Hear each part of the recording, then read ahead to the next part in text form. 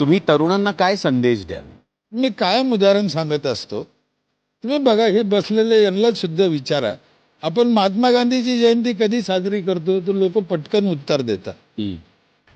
हे पण देतील. कधी करतो? डॉक्टर बाबासाहेब आंबेडकरची, 14 एप्रिल छत्रपती शिवाजी महाराजांची 19 फेब्रुवारी आणि आपल्या आज्याची. आपल्या आज्याची कोणालाच माहित नाही. हो पण यांची काय माहिती आहे?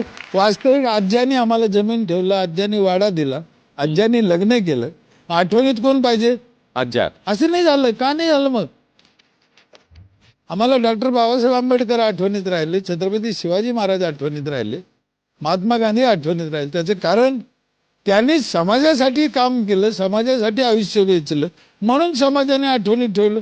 खरंय. महापुरुषासारखं जगायचं का आज्यासारखंच मरून जायचं?